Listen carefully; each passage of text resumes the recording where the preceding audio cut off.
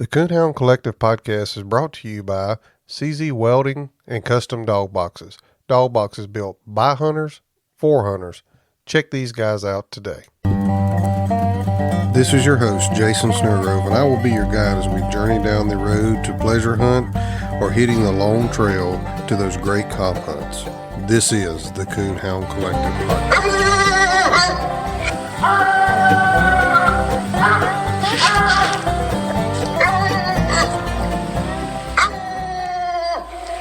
Welcome to the Coonhound Collective podcast today. Today, I have the pleasure of being joined by Mr. Morris Tart. Mr. Morris, how's it going today? Pretty good. Well, man, I really appreciate you taking your time on this Easter Sunday afternoon to jump on the podcast with me. I'm excited to hear about your dogs and some of the dogs that you own. But why don't you go ahead and tell us a little bit about yourself and where you're from? I'm from Pekin, North Carolina. Lived here and raised all my life, and I started hunting with my uncle about 10 years old. And we hunted, and I used to go around and stay with him at nighttime, and we'd get up about 4 o'clock in the morning, go down there and turn the old dogs out. That old dog called Spot.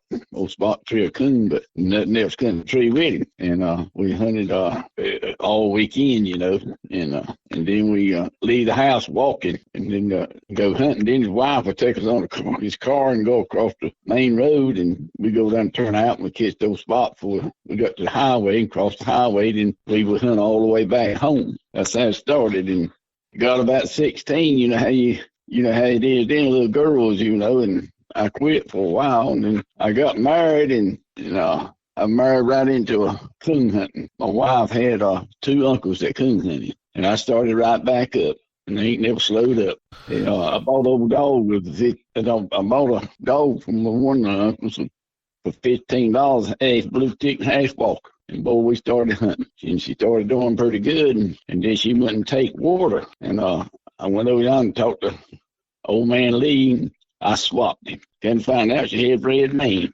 and I started hunting that dog some, and they had an old guy named Mr. Wilkerson, and me and my buddy, we hunted hard now. Me and my buddy, I go down and come home work, boy, and shoot over there and swap a dog and get him $5 the boot. I done that for about a year. Didn't get much, but I'm hoping I get one a little bit better each time. Yeah, and you now at this time you're just pleasure hunting, hide hunting type stuff with those dogs. Just pleasure hunting. Yeah. So those dogs, I'm assuming, were grade dogs. Yeah. Oh yeah. Well, if you got one papers, you thought you done something. Yeah. Well, so from that half walker, half blue tick, I guess you just continued on to pleasure hunting and hide hunting. Where'd you go from there? Well, my buddy had a black and tan grade dog, and we decided we'd go to I had one, I forgot what it was. We decided we'd go to a hunt one night. We went up there and we made sure both of us got on the same cast. But he wound up winning the cast. He had a little black dog, grade dog that won the cast. That's where we started night hunting at. But we used to hunt with flashlights. We have a 6-volt light. We toted that thing to shine the tree with. And sometimes we take a liner and walk with you because you blind you. Limb hit me in my face, it blind me out a little further then though. And then I bought my daddy, he sold liquor, and old man up yonder that went to old man's house one day, and he had red bones. About 4 or 5 red bones, a tree in there, sounding good. And my uncle took and daddy, they bought about, I believe, 5 puppies from me. But anyway, they had Stemper and died, and we finally raised one. He did. And he turned out to be a pretty good dog. And I talked him into selling him to me. I had to pay him ever so often, so much for him. And we, a buddy, he wanted to breed him to a black tan. And we took him down there and bred him. And he had a flat bed cover on the truck. And we stopped at old coon hunter store down here. And we'll stand but a minute. And went in there, hell, you get talking coon hunting, we stayed an hour. And come back out and went back and put my dog in the pen. He was dead. The fume from the exhaust pipe went in there and killed him. And all. But well, that was a bad deal there. Yeah, I know it was. That was a lot of money too. Yeah. Back then. Yeah, yeah. Had to pay a few payments on a dog here and there back then. That was, you had some money tied up in that one. Yeah, but I didn't make but $100 a week. And, the rent was 50. But I married, and she had two uncles that coon hunting, and we every Friday and Saturday night I go down. I'm always we coon hunting. She stayed with her aunt, and we coon hunted every Friday and Saturday night, boy, all the time. Then he had a pretty good old dog, but then I got hooked up with old black guy that me and him hunted together and worked together some. I got a dog, got some dogs from him. He had a little old dog, a spotty-looking dog there, white, off from Vance at Sam. I got him now. He's a pretty good dog. He run the coon. He could track it and tree it. He went down yonder to Elsa Stanley, and Elsa had a dog there, young dog, 14 months old, and he wheeled him down on him. And he was out in Elsa Stanley, out in the female Elsa Stanley habit, produced it pretty good. And Buck Monroe took a dog from Indiana, up here, a man's dog, and one English dog, and started breeding him some. Else they took that female and bred to him. That's where my Joe dog come from. And I started hunting him by himself, 14 months old. But the dogs now don't have no mouths on them. He had a hell of a mouth on him. So I started breeding him, some bitches I had. He turned out pretty good. He produced it pretty good. The bitches, some of them was out in had the Pine Hill True Boy on them out there, close to Pine Hill True Boy. And Joe, MC Blackman's Joe dog. And Irvin Massengill bought old Sputman, and I got a wad of them puppies, but I never could get none to tree. They run fox to death. So I took Joe and bred him in females, and they turned out pretty good. And then one of them females, Goody, called Goody, well, she was a coon. She could trail a coon up and tree him, nothing else couldn't smell him. A guy went with him one night, she treed three, his dog never barked on him. And I bred her to Bluegrass Amos, hoping to keep nose on my dogs.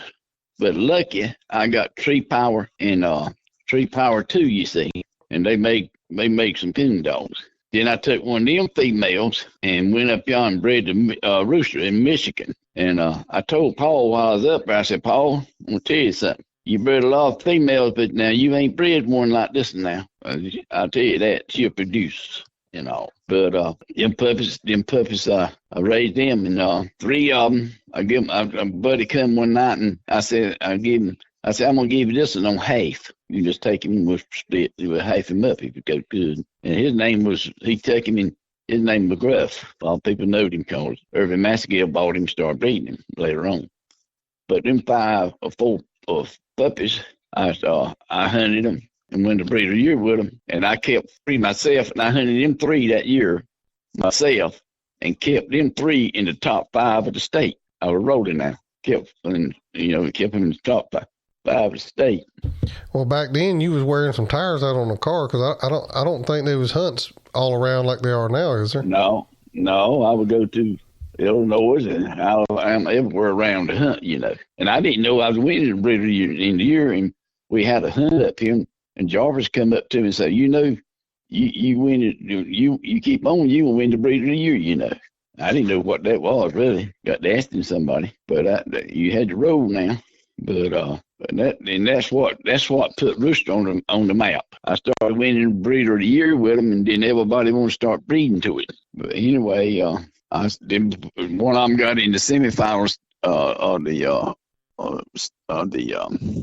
Super Stakes, and I got in a semifinal, and one of them got in the top 3. Now I'd have been up there too, but them dogs run something in the corner, a bean field. Mine went the other way, hunted like crazy, and she never could strike a coon, and they never treated in that bean field missing. So one dog she struck close to him in a creek, old bad track, and she hit a tree and stay on it, and hit a tree and stay. And this dog come and locked it up, and it was a circle tree, and he won the cast. They were named Joe, Iron Man, and Sue. Sue had a truck ticket there. Them 3 dogs were good now. I've been raising them on, breaking them on for the last 50 years, 60. But most people that hunt say, well, if you see him leading a dog, that dog will capable to win, you know.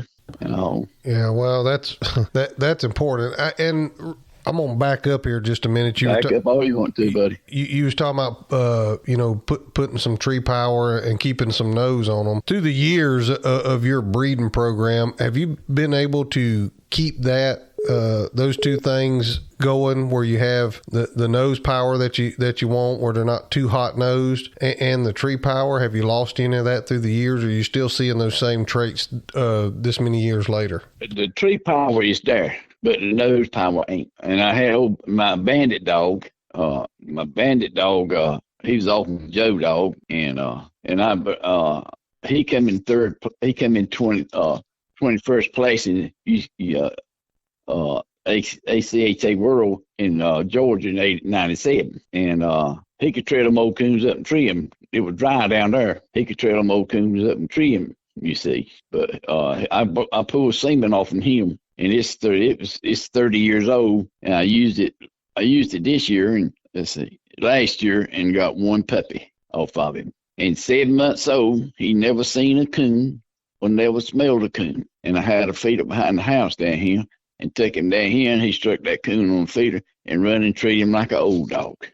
He's 7 months old. Whenever I talk to people all over the country, and I kind of hear that we've kind of lost some nose on some of our dogs, kind of like what you're saying there. And do you think there's a way to ever get that back? Well, I'm gonna breed. But Penny got a pretty good nose on her, and I'm gonna breed her to blue-grass salmon semen, and see if I can get me some.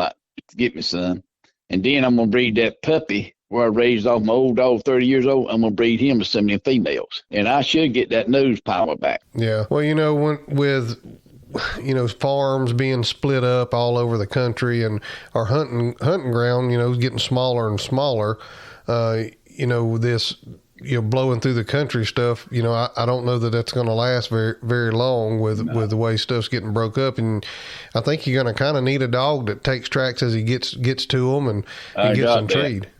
No, I ain't got nothing fly through. They're good. They strike them as they come to them. That's the kind of dog I like. Yeah.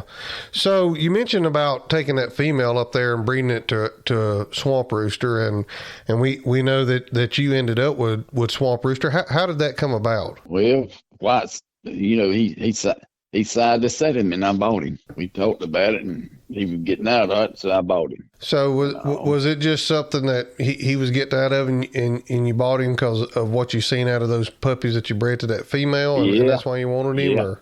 He was producing, a producer, Yeah. And I was going to pull semen off of him, but it was, like I said, it was too weak to pull semen off of him. Wigglers won't strong enough in the semen, Yeah.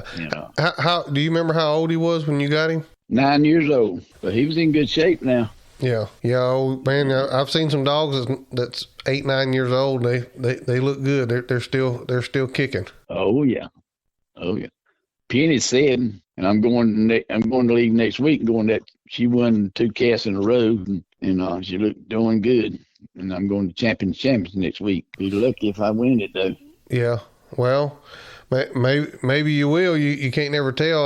Like I told you before I hit record here, I was trying to do some research on you, and you can type somebody's name in Facebook or whatever, and you can kind of scroll through there, and anytime your name's mentioned or any post that you're in or whatever, it's there. And seemed like the first, I don't know, 15, 20, 30 posts that I found, it was all about Penny. And I told a buddy of mine, I said, man, I don't know about no male dogs, but he definitely got a female doing some winning. Yeah. If I had the coons, I used to break 3 dogs a season. Now we hunted now, but 3 dogs a season. I pick it don't make no difference. And a little, most of them running through your coons, all of them, about it. And I had the coons enough to do it, you see. I'm talking about breaking. I'm talking about hunting by myself, going in yon tree and you coon, broke, handle good, broke, because one thing about it, I hunt a dog, he's going to be broke, and you're going to handle good. A good handling dog is know his name. It's a pleasure hunting him, And I got some young dogs now doing pretty good. I've just had some coons, I had them right. I bred the Vapor, that dog there, and all, but them puppies click pretty good. So what is your penny female out of? Penny's out my old female and Blue John, Cape Blue John in Tennessee. Okay. That Bobby had. That whole litter made dogs. In fact, if you go back and look, I won the breeder of the year when they were 3 years old, PKC. Yep. That's what I go by. If I breed to a dog, just call that dog turn out good. That don't mean nothing. I want to know what the brothers and sisters do. I don't breed to a dog just cause one done it.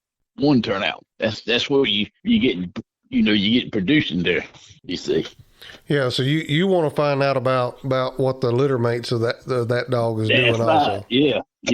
And then just one puppy, one dog turned out real good, you see.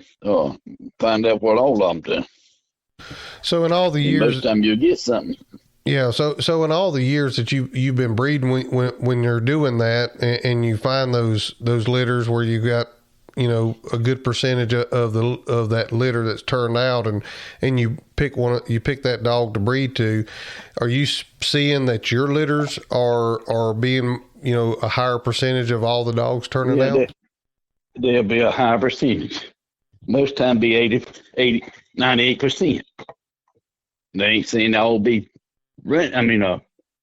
number ones, but they'll treat you a coon. Makes a difference in your female, I got some females that will they produce their part. So whenever you have I bred the Rolling Rock. I bred a little bit the Rolling Rock, and all of them puppies turned out 5 of them. Whenever you're breeding your female and you're going to raise the puppies there, how long are you keeping the puppies before you get rid of them? How are you going about picking the puppies that you do keep? Are you keeping them till they're older? I pick the color 8 weeks old. When they're born, really, I pick the color of them. I don't pick the puppy. I pick the color I like. Okay, so you just strictly when they're born or 8 weeks or whatever, you're strictly just picking the color of the puppy that you like, and that's how you're going about it. Oh yeah. Well, I like a blanket back one, Yeah. No. Well, that obviously seemed to work for you over the years. Maybe some of the rest of us need to take note. I don't know. Oh yeah, but So do you remember what the organization was that you was in your very first night hunt with? UKC at Clayton, North Carolina. And was you hunting your own dog then, or was you with somebody else in? I was hunting my own dog, but I can't remember which one it was. Yeah. So is UKC or PKC one of those predominant over there, or is it just kind of a mix of both? No, it was just UKC. It was a long time before when it started. It was a long time before it started. It won't PKC, PCA. It was PCA then. Started. Then what's the name? George bought them out, and they made it PKC. Used to be PCA. Right. Right. That's where I got my membership, PCA. But they kept it, in my I'm 16,795. I was 1,600 at that time. Yeah. Yeah. So you've been a member for a little while, huh? Yes, I have. So do you have a preference, and do you see a difference if you hunt nowadays one more than the other? Do you really see a difference in the dogs that show up at one registry versus the other? And do you have a preference of which one you prefer to hunt? Well, I'm gonna hunt the English dogs. I won the year before last. I got in the semifinal with my 1 year old. Off in Penny, a female off in Penny, Crackerjack, Nelly. And then again, year before last, I got in the World with Penny, year before last, semifinal. And as the PKC World or UKC? Yeah, PKC World. PKC. So is that are you predominantly hunting PKC nowadays? Yeah, I hunt that for UKC. Yeah, that's kind of the same boat I'm in. I hunt a lot of PKC. I probably need my butt kicked from not already having it done, but I'm going to finish my dog out tonight champion. He only likes a win or two to be done, but I got a female now starting to hunt. I won $72 on her, and she come in heat. I was going to hunt her in super states this year, and she come in heat, and I couldn't take her. But so with the puppies that you've had and the success you had, just if you were gonna take a puppy from 8 weeks old and get it to running and treeing, what are some of the things that you could share with us that you do to help get that puppy a good start to get to that point? Well, used to, I let them run loose around here. I can't now. Houses built up. I let them run loose around here and run rabbits and stuff. And I had some cats. They'd learn to tree cats. I got cedar trees. Them cats got them cedar trees, and they would couldn't see them, but they'd learn how to smell like that tree on it, you see. And then about 9 months old, I take him hunting. He'd go running tree right off the bat.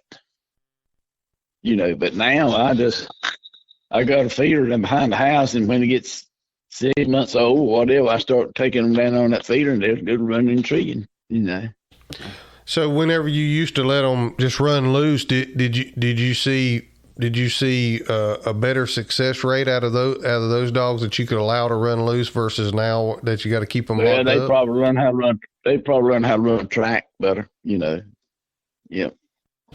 Yeah, where I live here, I live in a pretty rural area where unfortunately I can let one run loose a little bit, but my problem is that they'll get to treeing and they'll get to treeing way off on somebody else's property, and then I start getting phone calls about my dog being treed somewhere. But I'm the same way. I prefer to let that dog run loose as long as I can anyway. Yeah, but I had the paper puppies out here. I let them run loose around here a little bit, and she was 6 months old. They were treeing squirrels, hammering down on them. And one of them opened good on track. The other one don't open as much as the other one does. But I let Tony Spiff have one, and at 5 months old, he was treeing coons. And less than a year old, he put him in three PKC hunts, and hell, he told me he won 3 in PKC hunts with him. He was 1 year old. Yeah. But he had the coon to break him with, Yeah. Well, that's, I'm originally from Southeast Alabama, and we had a really good coon population. I lived in row crop country, and we had a lot of coons. And I live now just outside of Branson, Missouri, in the Ozark Mountains. And if you tree one a night, you've really done something. If you're hunting right here, it's real we poor. got some nights when we strike one. It's tough, boy. And it's tough on a young dog when a young dog go in yon hunt hard and you can't strike a coon, Yeah. I usually. But this stock of dogs here ain't bad. They for trash, and all. But used to we had to catch him to break him, No, but they ain't too bad. They for trash. Yes, sir. So, whenever you were looking at breeding, are you line breeding your dogs? I guess. No. I don't do that. I don't do none of that. Yeah. Are you just looking at? It might be way on background, but I don't do that close line breeding though. So you're just looking for dogs with traits that you want to incorporate into your dogs, and that's how you're going about picking what you breed to? Yeah. Well, I don't know what I would breed to now. I wonder what's out there that would, is producing, Are you tired of whipping, scolding, and shocking to make them get alone? Is your buddy tired of helping you set your dog up for correction night after night? Do you really want your dog to be alone because you forced him to be? Or would you rather him be alone because he wants to be? Grand Night Champion Small Town Lone Survivor is the product of over 25 years of strong natural-born independent traits. This bold trait has been passed down from generation to generation and is showing up in loner offspring today. Loner is a direct son of Hall of Fame Grand Night Champion Cabin Creek Rowdy and Grand Night Champion Lonesome Dove Lori. Loner has a booming mouth that is talked about in every cast he has been in, including the 2021 World Hunt Finals. Loner is a no-reverse, ball-mouth open trailer who ends it plussed up with a huge dying locate and steady chop. Loner loves getting split, and is a stay-put gun-pressure tree dog. Loner's intelligence is also impressive. He knows over 12 voice and hand signal commands. Loner has a character that loves like Jesus, but he doesn't walk on water. If you're interested in breeding to Loner, contact Brett Stevens at Small Town English Kennels at 417-300-3777 or find him on Facebook.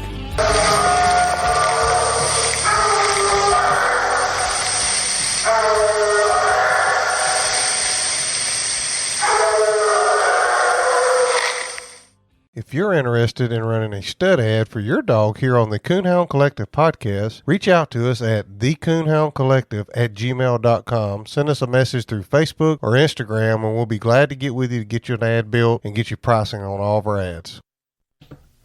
Yes, sir. Well, I know some people, they strictly line breed, and then, other people, they line breed and then just outcross occasionally. And then, some people, they find what they like and what traits they think they're missing. And sounds like to me, that's kind of what you look for and what you do, and incorporate that back into your dogs. Yeah, I look for the litter doing something, not the one dog doing something. Most time you get the litter doing something, you get better results, I think. Yes, sir. Yeah. That makes sense. I can see that if you got a high success rate on that whole litter, and you don't just have one standout dog in it. Right. Yep. But a good female means a lot now. Yeah, and when you get a good one, you better hang on to them. That's for sure. Yep. But I hunt females mostly all the time. Yeah. Penny's mama, she was out in Uptight Spike, and the Uptight Spike was late to Main Street Roy. And that's some old blood there, you see. And I'll bring her back to Amos. That'd be some old blood too. Yes, sir. Yes, sir. It would be. Yeah, you probably get my male dog. Then bring my male dog to them females, and I'll be right back in the ball game. Yeah, you probably get a lot of your nose back for sure. Yeah. Oh, Amos was a coon dog boy. Yeah. Yeah. So I guess you hunted with Amos some? Yeah. He was at Carthage one time. And this old boy said, I love to hunt them boy. Them dogs everybody talking about so good, And lucky he drawed out with Amos that night. And he done put his dog in the truck, all of them. Oh, Amos came with 1,207 points that night. He said, I ain't never seen nothing like him. Green coons. Yeah, I've heard some stories that he was pretty good hound for sure. Yeah. Well, he could smell a coon out to 100 yards and just throw his head and go right straight out there and tree him. And he could track a track where a dog couldn't smell, you see, and go on and tree him. And my old goody bitch could do the same thing, and I bred her to Amos 4 times and got some good dogs out in that litter now. All of them, and she caught twice, but all them puppies turned out.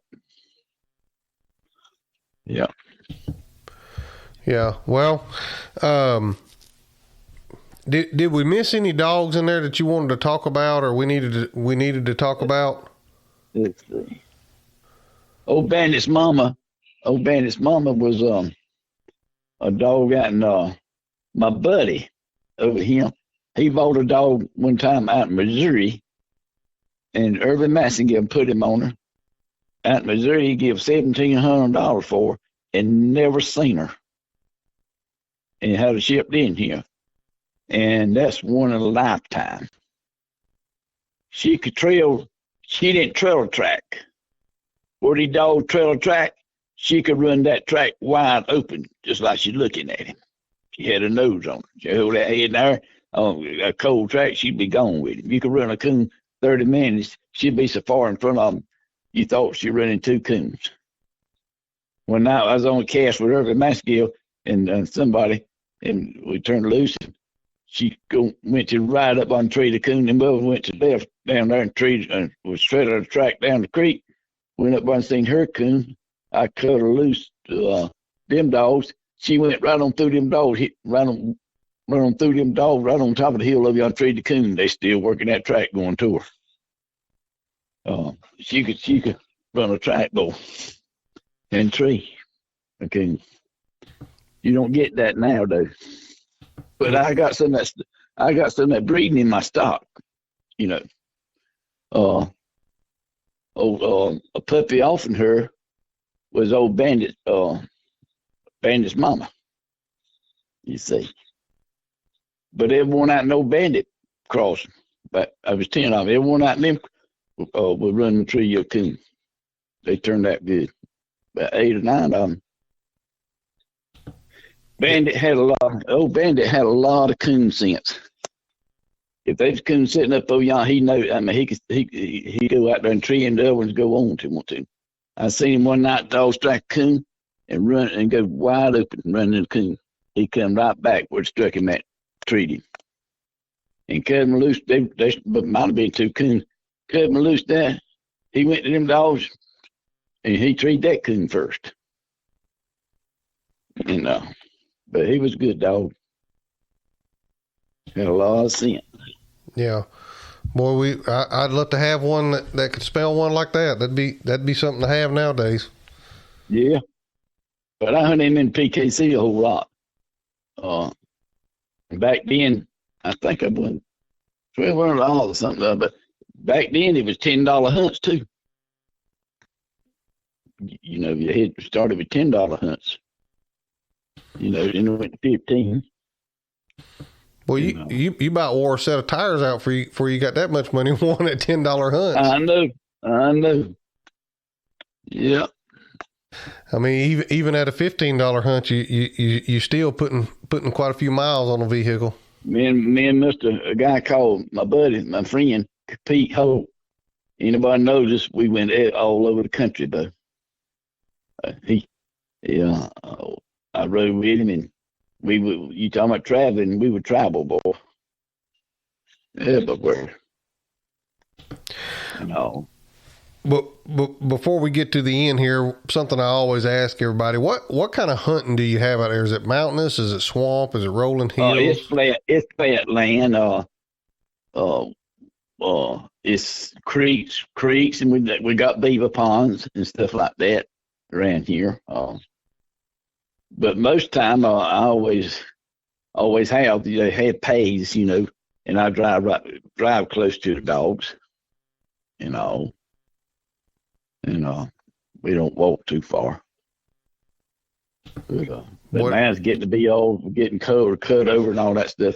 And I hunt a lot around Jordan Lake and in Harris's Lake and Jordan Lake.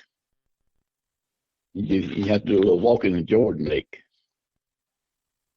You know. Well, it sure makes it handy if you can get in a spot, especially working young dogs, especially if you can kind of get around to them pretty easy. Oh yeah. Yeah. But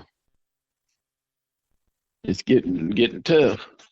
If they had just Anthony coons, I don't know what happened to them.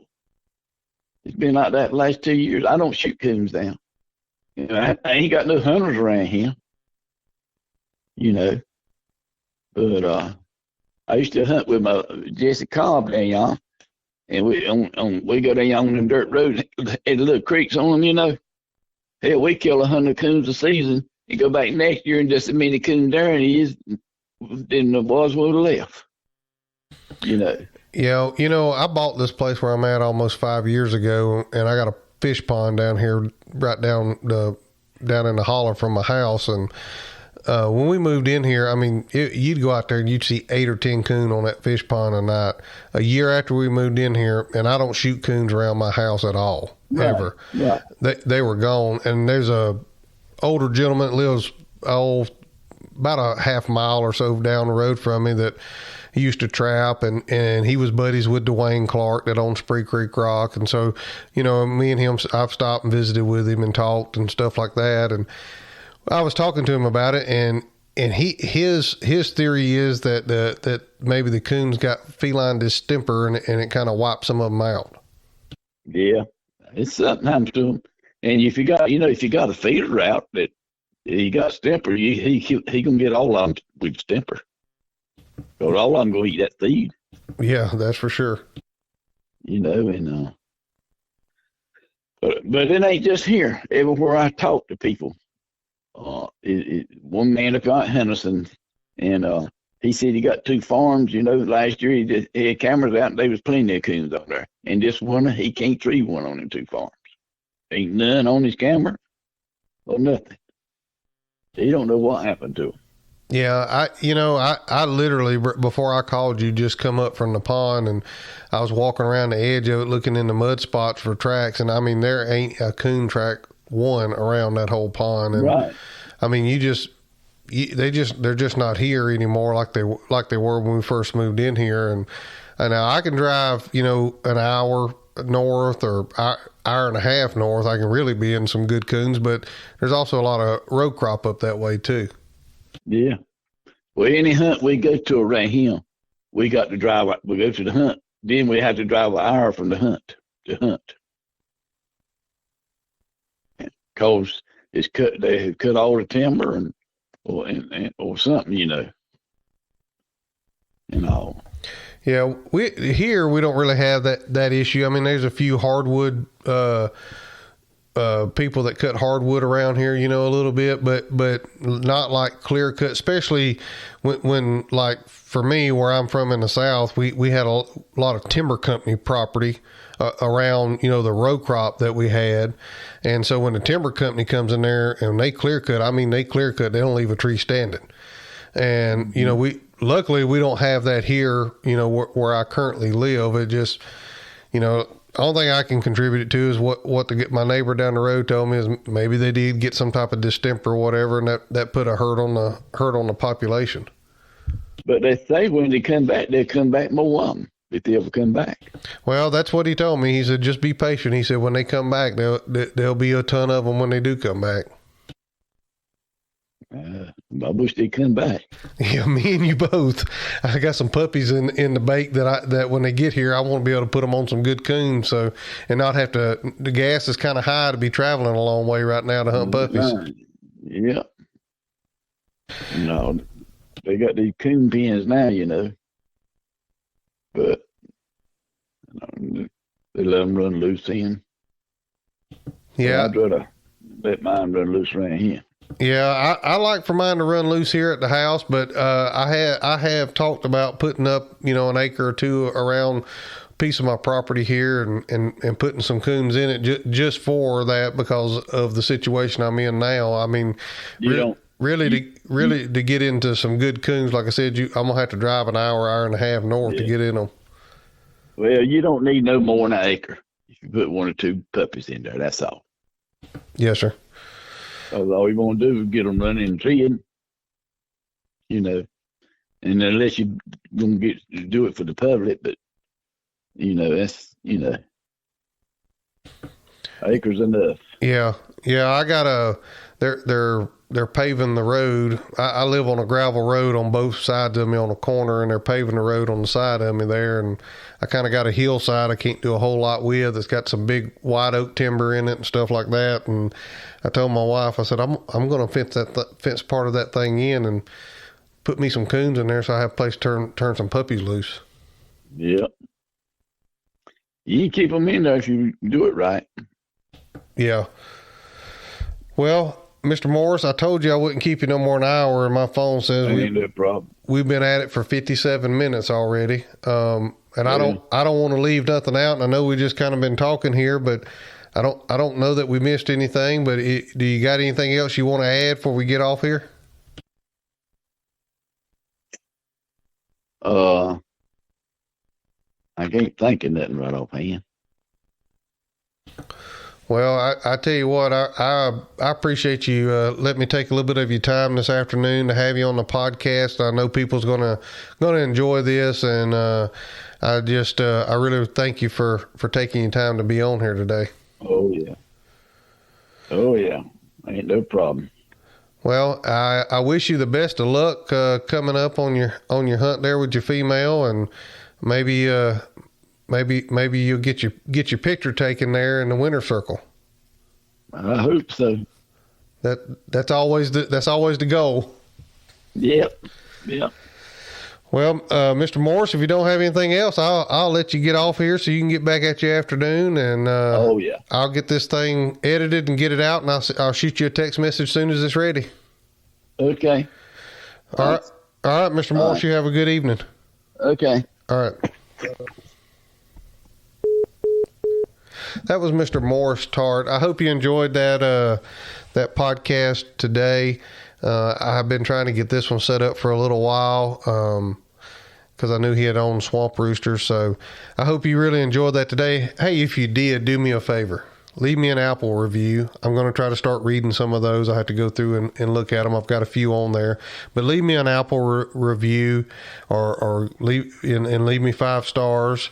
Make sure you leave a comment in there as well.